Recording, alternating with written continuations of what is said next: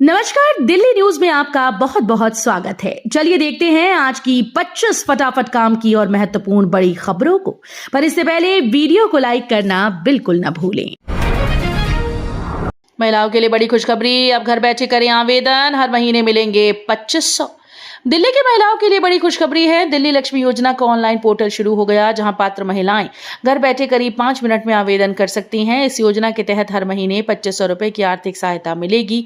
लाभ लेने के 2 विकल्प हैं। पहले में 1000 रुपए डिजिटल वॉलेट में और 1500 RD/FD में जमा होंगे, जबकि दूसरे विकल्प में पूरे 2500 RD/FD में जमा कराए जा सकते हैं, जो 3 साल के बाद ब्याज सहित मिलेंगे।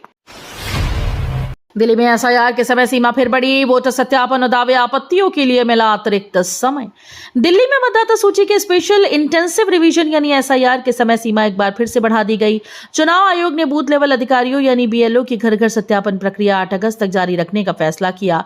संशोधित कार्यक्रम के अनुसार ड्राफ्ट वोटर लिस्ट अब 17 अगस्त को प्रकाशित होगी, जबकि दावे और आपत्तियां 16 सितंबर तक दर्ज कराई जा सकेंगी। E20 के विरोध में केजरीवाल का प्रदर्शन, करीब 100 समर्थकों संग PM आवास तक किया मार्च।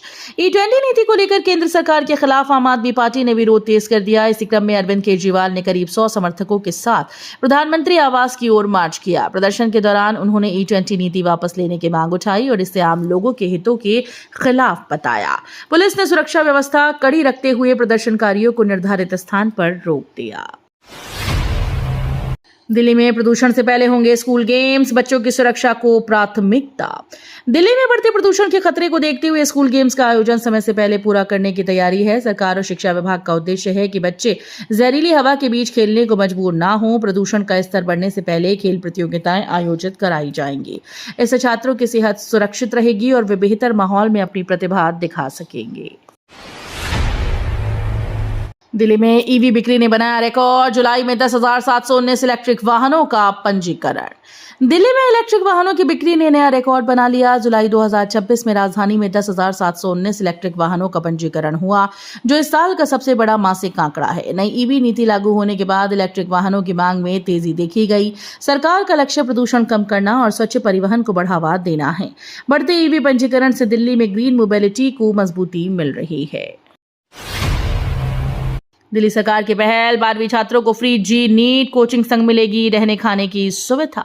दिल्ली सरकार ने 12वीं कक्षा के छात्रों के लिए बड़ी सौगात का ऐलान किया। अब सरकारी और सरकारी सहायता प्राप्त स्कूल के मेधावी छात्रों को जी और नीट की तैयारी के लिए 1 साल की मुफ्त आवासीय कोचिंग मिलेगी। इस योजना के तहत चयनित छात्रों को कोचिंग के साथ रहने और खाने की सुविधा भी दी जाएगी।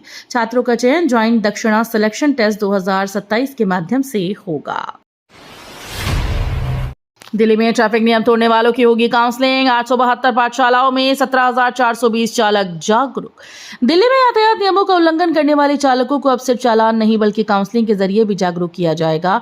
सड़क सुरक्षा बढ़ाने के लिए ट्रैफिक पाठशालाओं का आयोजन किया जा रहा है। अब तक 872 पाठशालाओं में 17,420 चालकों को नियमों और सुरक्षित ड्राइविंग के प्रति जागरूक किया गया।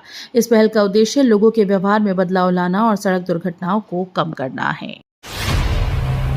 संसद से बिल पास, जन पंजीकरण में देरी की तो लगाने पड़ेंगे कोर्ट के चक्कर। जन पंजीकरण को लेकर संसद से अहम बिल पास हो गया। नए प्रावधानों के तहत अगर जन्म का रजिस्ट्रेशन समय पर नहीं कराया गया तो प्रक्रिया पहले की तुलना में अधिक कानूनी हो सकती है। देरी होने पर लोगों को कोर्ट की अनुमति या न्यायिक प्रक्रिया से गुजरना पड़ सकता है। सरकार का उद्देश्य जन रिकॉर्ड को व्यवस्थित और डिजिटल बनाना है, ताकि नागरिक सेवाओं में पारदर्शिता बढ़े। नए नियम लागू होने के बाद जन प्रमाण पत्र से जुड़े मामलों में सावधानी बरतनी होगी।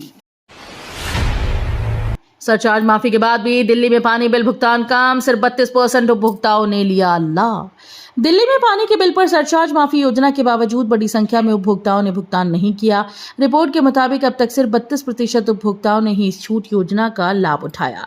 दिल्ली जल बोर्ड की योजना का मकसद बकाया बिलों का निपटारा आसान बनाना था, लेकिन कई उपभोक्ता अभी भी बिल जमा करने से दूर हैं। अधिकारियों का कहना है कि लोगों को योजना की जानकारी देने और भुगतान के लिए जागरूक करने की कोशिश जारी है। दिल्ली दमन के बीच सीधी उड़ान शुरू, व्यापारियों और पर्यटकों को मिलेगी बड़ी सुविधा। दिल्ली और दमन के बीच हवाई सफर अब आसान हो गया। राजधानी के इंदिरा गांधी इंटरनेशनल एयरपोर्ट से दमन के लिए सीधी उड़ान सेवा शुरू की गई। यह IGI एयरपोर्ट से शुरू होने वाली 90वीं डायरेक्ट फ्लाइट कनेक्टिविटी है। नई सेवा से व्यापारियों, पर्यटकों और यात्रियों को समय की बचत होगी। दमन के पर्यटन और कारोबारी गतिविधियों को भी बढ़ावा मिलने की उम्मीद है। रोहिणी के नामी स्कूल पर दिल्ली सरकार की नजर, टेकओवर की तैयारी, जीओई ने भेजा नोटिस। दिल्ली के रोहिणी स्थित एक नामी स्कूल को लेकर बड़ा अपडेट सामने आया। दिल्ली सरकार का शिक्षा विभाग यानी डीओई स्कूल के कामकाज को लेकर सख्त कदम उठाने की तैयारी में है। विभाग ने स्कूल प्रबंधन को नोटिस जारी कर जवाब मांगा। रिपोर्ट्स के मुताबिक नियमों के उल्लंघन या प्रशासनिक मुद्दों को लेकर ये कार्रवाई की जा रही है। दिल्ली एनसीआर में 1900 करोड़ का नया हाउसिंग प्रोजेक्ट, यमुना एक्सप्रेसवे पर बनेंगे 1088 फ्लैट।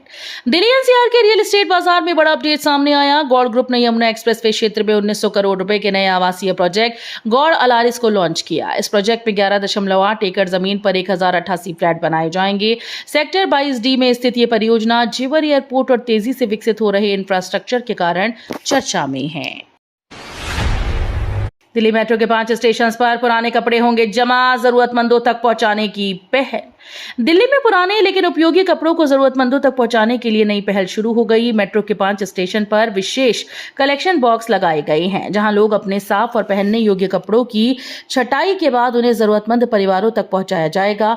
इस अभियान का उद्देश्य कपड़ों की बर्बादी रोकना, पुनः उपयोग को बढ़ावा देना और जरूरतमंद लोगों की मदद करना है। दिल्ली देहरादून एक्सप्रेसवे पर कांवड़ यात्रा पर रोक, सुरक्षा के मद्देनजर प्रशासन का बड़ा फैसला लागू। दिल्ली देहरादून एक्सप्रेसवे पर कांवड़ यात्रा के दौरान श्रद्धालुओं की आवाजाही पर अस्थायी रोक लगा दी गई। प्रशासन ने यह फैसला यात्रियों की सुरक्षा, भारी ट्रैफिक और कानून व्यवस्था बनाए रखने के उद्देश्य से लिया है। अधिकारियों ने कांवड़ियों से निर्धारित वैकल्पिक मार्गों का उपयोग करने की अपील की। एक्सप्रेसवे पर सामान्य यातायात को सुचारू बनाए रखने के लिए अतिरिक्त पुलिस बल और ट्रैफिक कर्मियों की तैनाती की गई। 15 अगस्त से पहले दिल्ली रेलवे स्टेशन पर 3 लेयर सुरक्षा, महिला सुरक्षा कर्मियों की तैनाती बढ़ी। 15 अगस्त कांवड़ यात्रा और रक्षाबंधन को देखते हुए दिल्ली के प्रमुख रेलवे स्टेशन पर सुरक्षा व्यवस्था कड़ी कर दी गई।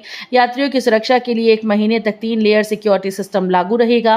रेलवे सुरक्षा बल यानी आरपीएफ के जवानों की संख्या बढ़ाई गई। साथ ही महिला सुरक्षा कर्मियों की तैनाती भी बढ़ाई गई। स्टेशन परिसर में संदिग्ध गतिविधियों पर कड़ी निगरानी रखी जा रही है। दिल्ली को वर्ल्ड क्लास सिटी बनाने की तैयारी, 10 साल पुराने बिल्डिंग नियम बदलने का सुझाव।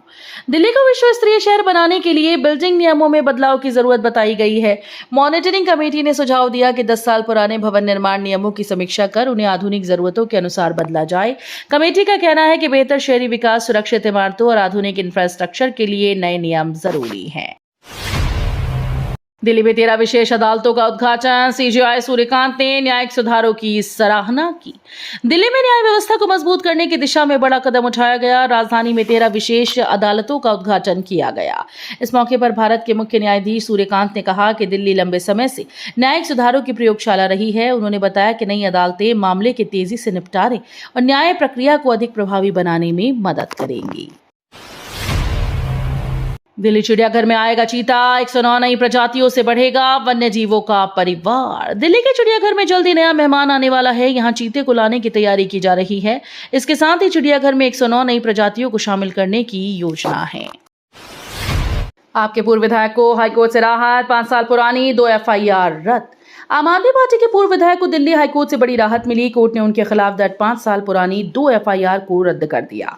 इस मामले को लेकर लंबे समय से कानूनी प्रक्रिया चल रही थी। हाईकोर्ट के फैसले के बाद पूर्व विधायक को राहत मिली।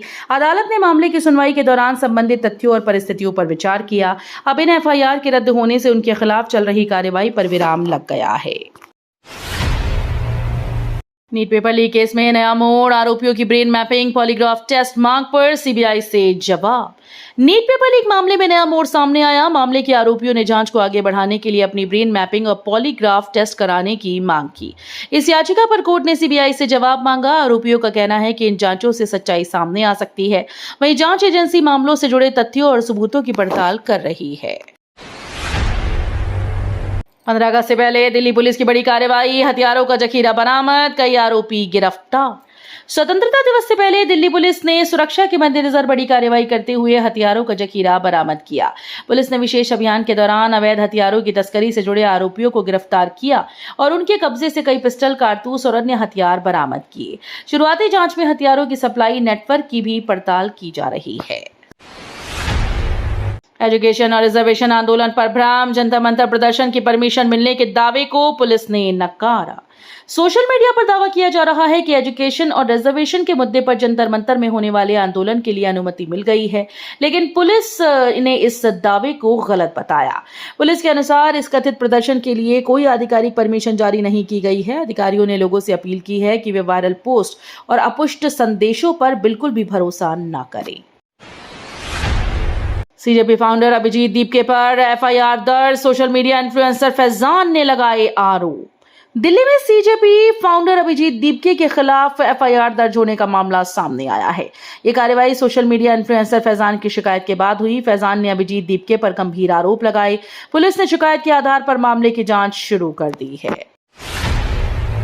दिल्ली खेल मंत्री आशीष सूद ने अनाहत सिंह और लवलीना से की मुलाकात, उज्जवल भविष्य के लिए दी शुभकामनाएं। दिल्ली के खेल मंत्री आशीष सूद ने देश के युवा और प्रतिभाशाली खिलाड़ियों अनाहत सिंह और लवलीना बोरगोहेन से मुलाकात की। इस दौरान उन्होंने दोनों खिलाड़ियों को उनके शानदार प्रदर्शन के लिए बधाई भी दी और उज्जवल भविष्य की शुभकामनाएं दी। मुलाकात में खेल प्रतिभाओं को बढ़ावा देने और खिलाड़ियों के समर्थन पर भी चर्चा हुई। अनाहत सिंह स्क्वैश और लवलीना बोरगोहेन बॉक्सिंग में देश का नाम रोशन कर चुकी हैं। यूपीआई को लेकर बड़ा अपडेट, डिजिटल पेमेंट के नियम बदलने की तैयारी। अगर आप रोजाना यूपीआई से पेमेंट करते हैं तो ये खबर आपके लिए महत्वपूर्ण है। वित्त मंत्रालय ने डिजिटल पेमेंट से जुड़े कानूनों में बदलाव का प्रस्ताव दिया। इसके तहत भविष्य में यूपीआई ट्रांजैक्शन पर मर्चेंट डिस्काउंट रेट दोबारा लागू किया जा सकता है। एमडीआर वो शुल्क होता है जो व्यापारी डिजिटल पेमेंट प्रोसेस करने के लिए बैंक और फोन पे, गूगल पे जैसी कंपनीज को देता है। राहत की बात यह है कि आम ग्राहकों से सीधे कोई अतिरिक्त शुल्क लेने का प्रस्ताव नहीं है। अब खराब कॉल पर तुरंत करें शिकायत। TRAI का माई कॉल ऐप हुआ लॉन्च।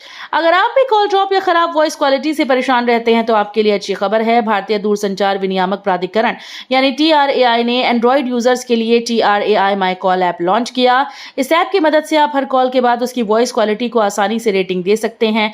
यूजर्स से मिलने वाले फीडबैक और तकनीकी डेटा का इस्तेमाल TRAI कॉल जैसी ड्रॉप जैसी समस्याओं की पहचान करने और देश भर में कॉलिंग एक्सपीरियंस को बेहतर बनाने के लिए करेगा। तो ये थी आज की बड़ी खबरें। रोजाना ऐसे ही सबसे पहले अपडेट पाने के लिए चैनल को सब्सक्राइब करना बिल्कुल न भूलें। धन्यवाद।